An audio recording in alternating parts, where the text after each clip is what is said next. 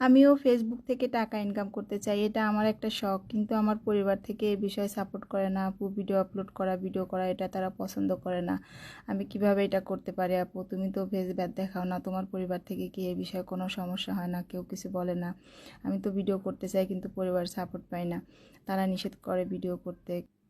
সবাই যে পেজ খুলে এখান থেকে টাকা টাকা ইনকাম করার উদ্দেশ্যেই যে পেজ খোলে এমনও কিন্তু না। অনেকেই শখের বশেই খোলে, শখ থাকে বা একটা নিজের ইচ্ছা এটা থাকে যে আমি কিছু ইনকাম করব, সেটা কোনো প্রয়োজনের জন্য না, আমার নিজের কাছেই থাকবে সেটা।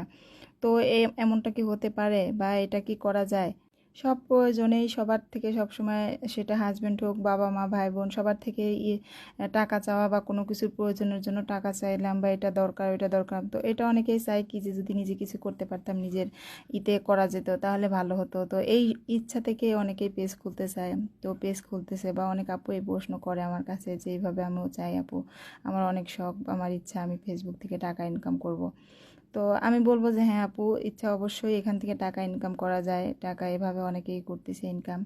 আর প্রথম পরিবারের সাপোর্টের দিক যেটা, সেটা প্রথম দিকে সবারই কিন্তু এই প্রবলেমটা হয় যে পরিবার সাপোর্ট করে না। কিন্তু যখন আস্তে আস্তে দেখবে যে না এখান থেকে ভালো একটা আর্নিং করতেছে, কিছু একটা এই করতে পারতেছে, সেটা ছোট হোক অল্প হোক, যদি কিছু সামান্যও হোক এখান থেকে আর্নিং করতে পারলে, তখন কিন্তু তারা অবশ্যই সাপোর্ট করে। প্রথম দিক থেকে তুমি যতগুলো ইতে আছে মানুষ এখান থেকে সফলতা পাইছে, তাদের থেকে জিজ্ঞেস করে দেখলে 100-র মধ্যে 90 জনই এই কথাটাই বলবে যে হ্যাঁ আমরা পরিবার থেকে শুরুর দিকে সাপোর্ট পাই নাই।